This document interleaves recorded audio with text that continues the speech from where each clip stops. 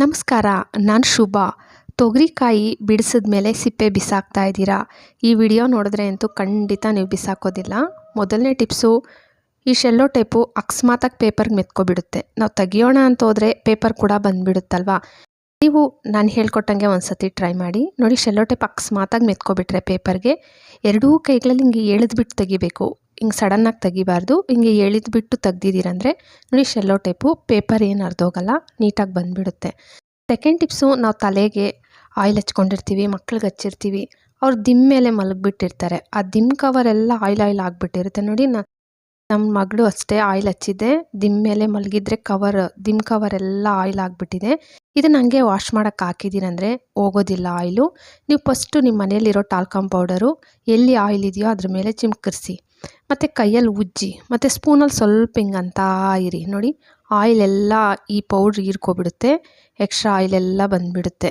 ನೀಟಾಗಿ ನಿಮಗೆ ಎಲ್ಲೆಲ್ಲಿ ನಿಮಗೆ ಕಾಣಿಸ್ತಾ ಇರುತ್ತಲ್ಲ ಆಯಿಲ್ ಎಷ್ಟಾಗಿದೆ ಅಂತ, ಅಷ್ಟಕ್ಕೂ ನಿಮ್ಮ ಮನೇಲಿರೋ ಟಾಲ್ಕಮ್ ಪೌಡರು, ಅಕಸ್ಮಾತಾಗಿ ಎಕ್ಸ್ಪೈರ್ ಆಗಿರೋ ಟಾಲ್ಕಮ್ ಪೌಡರ್ ಇದ್ದರೂ ಪರವಾಗಿಲ್ಲ, ಇಲ್ಲ ಅಂತಂದರೆ ನೀವು ರೆಗ್ಯುಲರಾಗಿ ಯೂಸ್ ಮಾಡೋ ಪೌಡರ್ ಇದ್ದರೂ ಪರವಾಗಿಲ್ಲ, ಸ್ವಲ್ಪ ಚಿಮ್ಕರಿಸಿ, ಸೇಮ್ ನಾನು ವಿಡಿಯೋದಲ್ಲಿ ಹಿಂಗೆ ಅಂತ ಇದ್ದೀನಿ, ಹಿಂಗೆ ಅಂದ್ಬಿಟ್ಟು ತೆಗೆದುಬಿಡಿ. ಈ ಪೌಡ್ರ್ ಎಕ್ಸ್ಟ್ರಾ ನೋಡಿ ಆಯಿಲೆಲ್ಲ ಹೀರ್ಕೊಬಿಟ್ಟಿದೆ. ಇದನ್ನು ಇವಾಗ ಒಂದು ಟಬ್ಬಲ್ಲಿ ನಾನು ಸ್ವಲ್ಪ ನೀರು ತಗೊಂಡು ಇದರಲ್ಲಿ ಚೆನ್ನಾಗಿ ಹಿಂಗೆ ಅಂದ್ಬಿಟ್ಟು ಒಂದು ಸ್ವಲ್ಪ ಲಿಕ್ವಿಡ್ಡು ಇಲ್ಲ ಸರ್ಪ್ ಯಾವುದಾದ್ರೂ ಹಾಕ್ಕೋಬೋದು. ಒಂದು ಸ್ವಲ್ಪ ಹಾಕ್ಕೊಂಡು ಎಲ್ಲಿ ಆಯಿಲ್ ಆಗಿರುತ್ತಲ್ಲ ಅಲ್ಲಿ ಸ್ವಲ್ಪ ಹೊತ್ತು ಉಜ್ಜಿ, ಬ್ರಷಲ್ಲಿ ಈ ಥರ ಉಜ್ಜಿ ಬಿಟ್ಟಿದ್ದೀನಂದರೆ ನೀಟಾಗಿ ಆಯಿಲೆಲ್ಲ ಹೊಟ್ಟೋಗ್ಬಿಡುತ್ತೆ. ಮತ್ತು ಚೆನ್ನಾಗಿರೋ ನೀರಲ್ಲಿ, ಇಲ್ಲ ವಾಶ್ ಮಾಡ್ಕೊಳ್ಳೋಕ್ಕೆ ನೀವು ವಾಷಿಂಗ್ ಮಿಷಿನ್ಗಾದರೂ ಹಾಕ್ಕೊಳ್ಳಿ, ಇಲ್ಲ ಕೈಯಲ್ಲಾದರೂ ವಾಶ್ ಮಾಡಿಬಿಟ್ಟು, ಮತ್ತು ನೋಡಿ ನಾನು ಎಲ್ಲ ಆಯಿಲ್ ಇತ್ತು ಅಲ್ಲಿ ಚೆನ್ನಾಗಿ ಉಜ್ಜುತ್ತಾ ಇದ್ದೀನಿ. ಆಯಿಲೆಲ್ಲ ತೋರಿಸ್ತೀನಿ ನೋಡಿ, ಒಂದು ಸ್ವಲ್ಪ ಕೂಡ ಆಯಿಲ್ ಇಲ್ಲ ಇವಾಗ. ಮತ್ತು ನಾನು ವಾಶ್ ಮಾಡ್ಕೊತೀನಿ, ನಾನು ಕೈಯಲ್ಲೇ ವಾಶ್ ಮಾಡಿಬಿಟ್ಟು ಮತ್ತೆ ನಿಮಗೆ ತೋರಿಸ್ತೀನಿ ನೋಡಿ. ಕೈಯಲ್ಲಿ ಇವಾಗ ವಾಶ್ ಮಾಡಿಕೊಂಡೆ ನಾನು. ನೀವು ಮಿಷಿನ್ಗಾದ್ರೂ ಹಾಕ್ಕೊಳ್ಳಿ, ಇಲ್ಲ ಕೈಯಲ್ಲಿ ವಾಶ್ ಮಾಡಿದ್ಮೇಲೆ ತೋರಿಸ್ತಾ ಇದ್ದೀನಿ ನೋಡಿ. ಒಂದು ಸ್ವಲ್ಪ ಕೂಡ ಆಯಿಲ್ ಇಲ್ಲ. ಟ್ರೈ ಮಾಡಿ ನೋಡಿ ಬೇಕಂದರೆ, ಈ ಟ್ರಿಕ್ಸು ತುಂಬ ಚೆನ್ನಾಗಿದೆ. ಮೂರನೇ ಟಿಪ್ಸು, ನಮಗೆ ಆರೆಂಜ್ ಜ್ಯೂಸ್ ಬೇಕಾಗಿರುತ್ತೆ, ಜ್ಯೂಸ್ ಮೇಕರ್ ಇಲ್ಲ. ಆ ಟೈಮಲ್ಲಿ ನೀವು ಸೇಮ್ ಒಂದು ಬಟ್ಲಿಕ್ಕೊಂಡು ಗ್ಲಾಸ್ ತಿರುಗಿಸ್ಬಿಟ್ಟು ಇಟ್ಬಿಟ್ಟು ಮೇಲೆ ಸೇಮ್ ಆರೆಂಜ್ ಮಧ್ಯಕ್ಕೆ ಕಟ್ ಮಾಡಿಬಿಟ್ಟು ಈ ಥರ ಕೈಯಲ್ಲಿ ಹಿಂಗಂತ ಇರಬೇಕು ನೋಡಿ. ನಿಮಗೆ ಎಷ್ಟು ಇವಾಗ ಆರೆಂಜ್ ಜ್ಯೂಸ್ ಬೇಕೋ, ನಾನು 2 ಕಾಯಿದು ಮಾಡ್ಕೊತಾ ಇದ್ದೀನಲ್ಲ, ನೀವು 3-4 ಎಷ್ಟು ಬೇಕೋ ನೋಡ್ಕೊಳ್ಳಿ. ನೀವೇ ಎಲ್ಲ ಮಕ್ಳ ಕೈಗೆ ಕೊಟ್ಟರು ತುಂಬ ಸುಲಭವಾಗಿ ಮಾಡಿಬಿಡ್ತಾರೆ. ಇವಾಗ ಬೀಜ ಎಲ್ಲ ಎತ್ಬಿಟ್ಟು ಗ್ಲಾಸ್ಗಳಲ್ಲಿ ತೋರಿಸ್ತಾ ಇದ್ದೀನಿ ನೋಡಿ. ನಾನೊಂದಿಷ್ಟು ಜ್ಯೂಸ್ ಮಾಡಿಕೊಂಡೆ. ಆಚೆಯಿಂದ ತರೋ ಬದಲು ಫ್ರೆಶ್ ಆಗಿ ನೋಡಿ ಮನೆಯಲ್ಲೇ ನಾವು ಈ ಥರ ಜ್ಯೂಸ್ ಮಾಡ್ಕೋಬೋದು.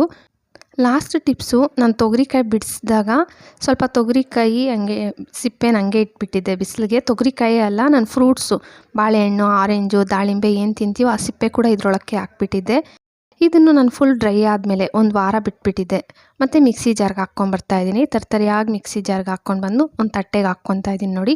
ನಾನು ಒಂದು ಸತಿ ಒಣಗಿಸಿರೋ ತೊಗರಿಕಾಯಿ ಫ್ರೂಟ್ಸ್ದೆಲ್ಲ ಒಂದು 3 ಟೈಮ್ಸು ಮಿಕ್ಸಿ ಜಾರ್ಗೆ ಹಾಕ್ಕೊಂಬಂದು ಟಬ್ಗೆ ಹಾಕ್ಕೊತಾ ಇದ್ದೀನಿ. ಮತ್ತು ನಾವು ಗೊಬ್ಬರ ಎತ್ಕೊಂಬಂದಿದ್ವಿ, ನಮ್ಮ ಹಳ್ಳಿಯಲ್ಲಿ ಸ್ವಲ್ಪ ಗೊಬ್ಬರ. ನಿಮ್ಗೆ ಸಿಕ್ಕಲ್ಲ ಅಂದರೆ ಸ್ಕಿಪ್ ಮಾಡಿ, ಸಿಕ್ಕಿದ್ರೆ ಒಂದು ಸ್ವಲ್ಪ ಗೊಬ್ಬರನೂ ಹಾಕ್ಕೊಬಿಟ್ಟು, ಮಣ್ಣು ಚೆನ್ನಾಗಿರೋ ಮಣ್ಣು ಒಂದು ಸ್ವಲ್ಪ ಮಣ್ಣು ಹಾಕ್ಕೊಬಿಟ್ಟು ಚೆನ್ನಾಗಿ ಮಿಕ್ಸ್ ಮಾಡ್ಕೋಬೇಕು.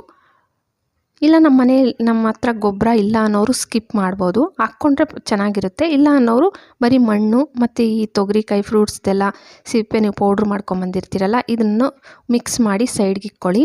ಮತ್ತು ಪಾಟಲ್ಲಿ ಇವಾಗ ಗಿಡಗಳು ಚೆನ್ನಾಗೇ ಬರ್ತಾಯಿಲ್ಲ, ನಮ್ಮ ಮಣ್ಣು ಚೆನ್ನಾಗಿಲ್ಲ ಅನ್ನೋರು ಒಂದು ಸ್ವಲ್ಪ ಮೇಲೆ ಮಣ್ಣು ಎತ್ತಿಬಿಡಬೇಕು.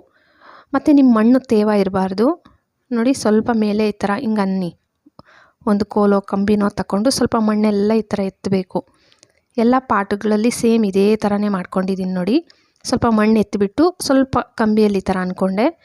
ಮತ್ತು ಈ ಗೊಬ್ಬರ ನೀವು ರೆಡಿ ಮಾಡಿಟ್ಟಿರ್ತೀರಲ್ಲ, ಇದನ್ನು ಸ್ವಲ್ಪ ಹಾಕ್ಬಿಟ್ಟು ಚೆನ್ನಾಗಿ ಮಣ್ಣೊಳಗೆ ಮಿಕ್ಸ್ ಮಾಡಿ, ಕೈಯಲ್ಲಿ ಸ್ವಲ್ಪ ಈ ಥರ ಚೆನ್ನಾಗಿ ಮಿಕ್ಸ್ ಮಾಡಿ. ನಿಮ್ಮ ಮಣ್ಣು ಅಕಸ್ಮಾತ್ ತೇವ ಇದ್ದರೆ ನೀರು ಹಾಕೋಕ್ಕೆ ಹೋಗಬೇಡಿ. ನೀವು ಈ ಗೊಬ್ಬರ ಹಾಕೋವಾಗೂ ಅಷ್ಟೇ ಜಾಸ್ತಿ ತೇವ ಇರಬಾರ್ದು. ಒಣಗ್ದಂಗೆ ನೋಡಿ ತೋರಿಸ್ತಾ ಇದ್ದೀನಲ್ಲ, ಸ್ವಲ್ಪ ಒಣಗ್ದಂಗೆ ಇದ್ದರೆ ಚೆನ್ನಾಗಿರುತ್ತೆ. ಚೆನ್ನಾಗಿ ಮಣ್ಣೊಳಗೆ ಹಾಕಿ ಚೆನ್ನಾಗಿ ಮಿಕ್ಸ್ ಮಾಡ್ಕೊಳ್ಳಿ. ಯಾರು ನಮ್ಮ ಗಿಡಗಳು ಚೆನ್ನಾಗಿ ಬೆಳೀತಾ ಇಲ್ಲ ಮತ್ತು ಹೂ ಚೆನ್ನಾಗಿ ಬಿಡ್ತಾ ಇಲ್ಲ ನಮ್ಮ ಗಿಡಗಳನ್ನೋರು, ನೀವು 15 ದಿನಕ್ಕೆ ಒಂದು ಟೈಮನ್ನು ಈ ಥರ ಗೊಬ್ಬರ ನೀವೇ ಮನೆಯಲ್ಲೇ ರೆಡಿ ಮಾಡ್ಕೊಂಡು ಹಾಕ್ಬಿಟ್ಟು ನೋಡಿ, ತುಂಬ ಚೆನ್ನಾಗಿ ಬಿಡುತ್ತೆ. ಹೂವು ಮತ್ತು ಗಿಡಗಳು ಅಷ್ಟೇ ತುಂಬ ಚೆನ್ನಾಗಿರುತ್ತೆ. ನಿಮಗೆ ಯಾವುದೇ ಆಚೆಯಿಂದ ತಂದು ಹಾಕೋ ಗೊಬ್ಬರ ಏನು ಬೇಕಾಗಿಲ್ಲ. ಈ ಥರ ನೀವು ಮನೆಯಲ್ಲೇ ಮಾಡಿಕೊಂಡ್ರೆ ನೋಡಿ. ಎಲ್ಲ ಪಾಟುಗಳಿಗೂ ನಾನು ಸೇಮ್ ಈ ಥರ ಹಾಕ್ಕೊಂಡೆ. ನಾನೊಂದಷ್ಟು ಗಿಡಗಳು ಪಾಟಲ್ಲೇ ಇಟ್ಕೊಂಡಿದ್ದೀನಿ, ತುಂಬ ಚೆನ್ನಾಗಿದ್ದಾವೆ. ಟ್ರೈ ಮಾಡಿ ನೋಡಿ. ವಿಡಿಯೋ ಇಷ್ಟ ಆದರೆ ಪ್ಲೀಸ್ ಲೈಕ್ ಕೊಡಿ. ಹಾಗೆ ಸಬ್ಸ್ಕ್ರೈಬ್ ಮಾಡಿಕೊಂಡು ನಿಮ್ಮ ಫ್ಯಾಮಿಲಿ ಫ್ರೆಂಡ್ಸಿಗೆ ಶೇರ್ ಮಾಡೋದು ಮರಿಲೇಬೇಡಿ. Thank you friends.